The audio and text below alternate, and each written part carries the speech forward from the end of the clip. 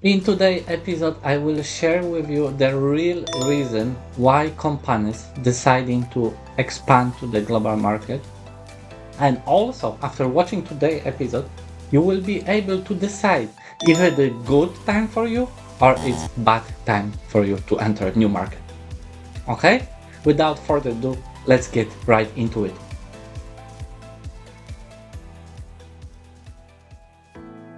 My name is Adam Skoneczny and this is Go Global Asia podcast. For last 9 years, I've been living in Asia and as a CEO of EVIT organization. For last 7 years, I've been helping Asian IT companies to expand their business to the global market. In this podcast, I am sharing everything related to global expansion as well as collaboration with Western clients. So today it will be one of the shorter episodes, but it's really important because everybody say timing is really important. And what we mean here, timing when you enter to the new market is extremely important. If you choose bad timing, for your organization or bad timing for the specific market or bad timing for the specific client, you might fail your project. So choosing wisely the timing that you decide to go ahead, go abroad, it's really, really important. Today, I will share with you main motivations, how the people look at this, and how they make decision. And how can I know that? It's basically I am working with my clients. I am working with hundreds of the potential clients who sharing with me those information why they deciding to go abroad, why they deciding to go global, and I will share today with you what they think and how they approach to that matter. Additionally, I will give you my opinion and I will share with you my experience, which approach is correct and which approach is incorrect and bringing the biggest problem for any organization. Okay, so let's start it. Let me start with the one very popular story about the donkey and the stick. It's actually not the story, but it's analogy how the people are motivated. So you probably could see before, or maybe you will see in the screen, the picture when there is the donkey and there is the guy sitting on the donkey and he has a stick and stick with the carrot and motivating donkey to go ahead by the carrot. Or in the other hand, he has the stick and the slapping the donkey to move faster. And this is the picture, this is the analogy that's showing how the human are motivated. And actually, you can use this analogy also for the businesses. We can tell that the businesses are motivated by pleasure or pain. In our analogy, in our drawing with the donkey, the pleasure, it's the carrot. So donkey will go ahead to reach the carrot and eat the carrot. And the pain will be stick that will smash his ass. So guys, let me give you a little bit more example here. Let's say that you are losing the clients, you are running out of the cash, and then suddenly you speed up, you starting reaching to another client, you starting doing more sales activities, and this is the example of being motivated by pain. Okay? Or maybe another example, maybe you start working with new type of the clients in your market. You target new prospects, and then you get one client, second client, third client, and you say, "Oh my God, this prospects work so good. I will put more energy." You're getting another sales representative to help you win those prospects, to approach them, and you're getting more business. And this is the way where the people are motivated by the pleasure. So you can actually, at this stage, distinguish very clearly what's that mean to be motivated by pleasure and what is mean to be motivated by pain. Now, for the human behavior, we have tendency to act faster, better, stronger when we are motivated by pain. Let me explain you. Let me ask you a question. Would you put more effort to make $10,000 or would you put more effort to protect $10,000 that you have already in hand? Most of the people, they will put more effort to protect the $10,000 that they have in hand already from the stealing, for instance, because this will be connected with the huge pain. If somebody take of them this $10,000, they will lose it and they will have a feel of loss. That's been pain. So now, when we clarify this about the human motivation, and this type of motivation is work completely the same in the business, I want to tell you that generally, as I mentioned, pain is better motivator.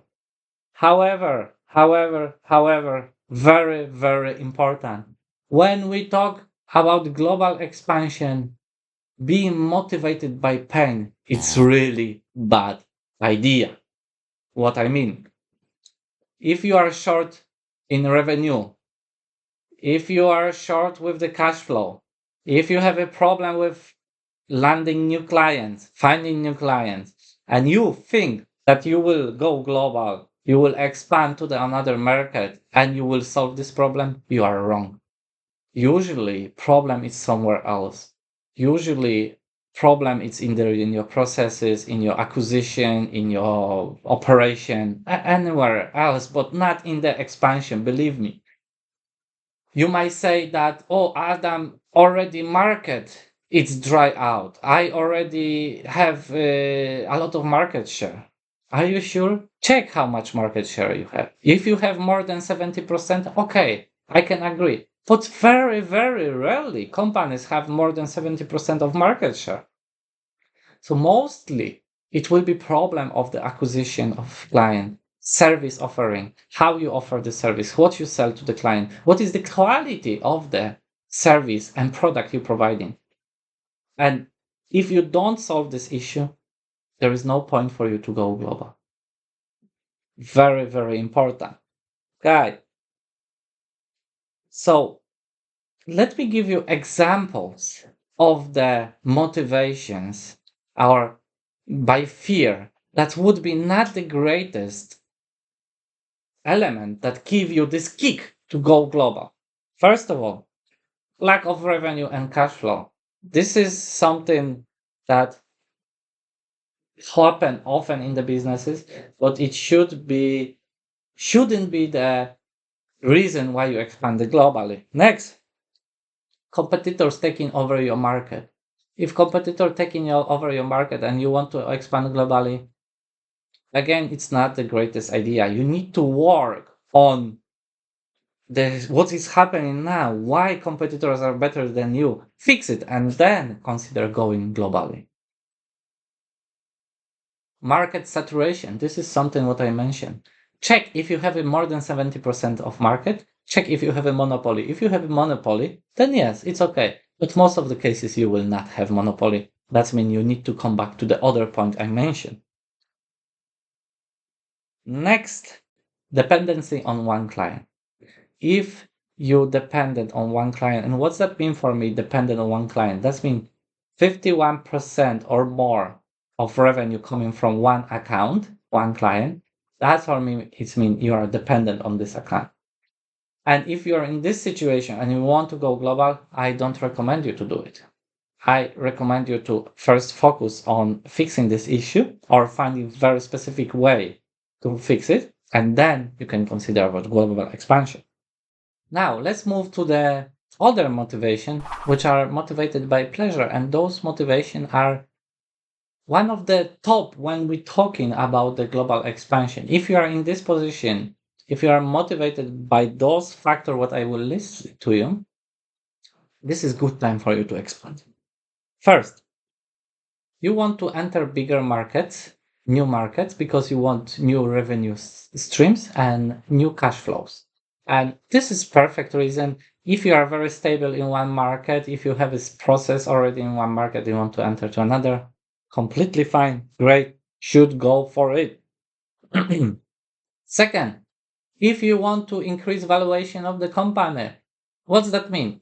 If you planning to sell your business or if you planning to go public, going global, approaching new market, it's very, very good way to increase valuation of your business. Highly recommended. Next, diversify portfolio of the client. What's that mean? Client from one market, There, you kind of dependent on those clients from one market. Let's say something will happen, maybe some regulation, maybe some data protection or something like that. So then having clients in another market, diversification, it's really, really good for you. Next, diversify market, which is very, very similar. Again, if there are new regulation, if there is new political party coming and they changing everything, it's much better to have clients from multiple markets than only from one. Next, if you see potential in some specific market, so let me give you example. Vietnam IT industry is growing around 14% year to year. And if it's much bigger than your market where you're working and you want to jump in on this trend, let's say, or on this opportunity, this is very great way to perceive your global expansion and approach it. This is more strategic way, and this is something that can give you kind of predictable results. So very good reason to go global. Next, it's access to new innovation and new talents. So, for instance, if you see that in some specific market, let's say in Vietnam, there is a huge amount of the very good engineers who are extremely experienced in the blockchain. And this is something you strongly believe that will be the trend, that will be something that you want to touch or something you need to touch, then the expand into that market is very, very good idea. And the last reason, like positive reason, what I would say, it's quite good reason for expansion. It's personal aspiration of business owner. And maybe to this group, I would probably be into it because mm many business owners they have a huge aspiration. They want to help first small group of the people, and when they help this small group of the people, they want to help the bigger group of the people and bigger, and then they want to have their footprint in as many places as possible. They want to help as many people as possible, and personal aspiration of the founder, this is one of the very good and strong motivation to go global.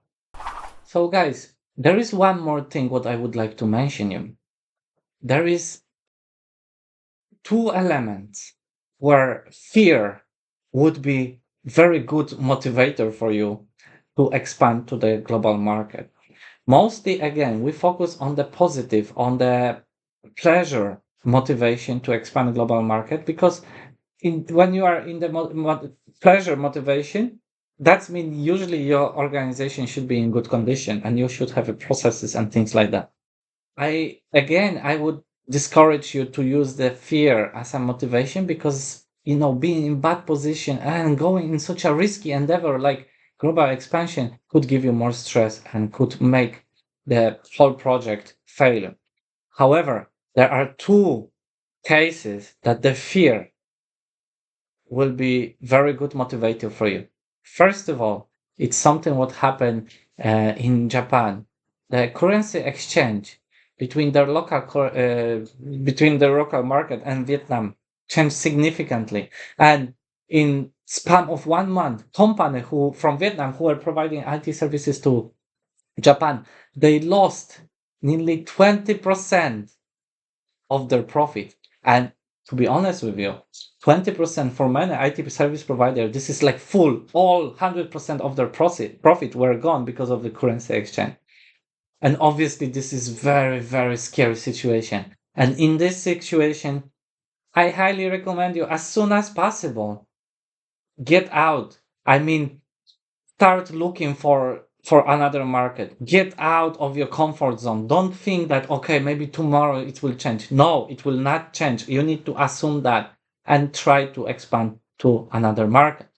Second important reason that is motivated by the fear is political instability. Let's say you do some business in Taiwan and there is suddenly, or in Hong Kong, there is suddenly something happen with China and you don't know what will be in the future. The stability of this country might be at the risk. I don't say there'll be wars or things like that, but being in the position that you cannot kind of predict what will happen, it's really risky. So when you're in this position and when there is the fear of this situation and will happen, or this already happening, exiting, maybe not exiting, but expanding to another market, it's really, really good idea to do. So that's it, guys. I hope this episode will help you to make the right decision. It will help you to prepare actually before you make this decision and prepare your organization. Additionally, what I would like to add is when you decide already, you need to be full into it. As my friends say, you cannot be half pregnant. And actually that would be the worst thing what you can do. Like if you say, oh, let me try and see how it's work, maybe it will work. Not, no, you need to go 100% for it.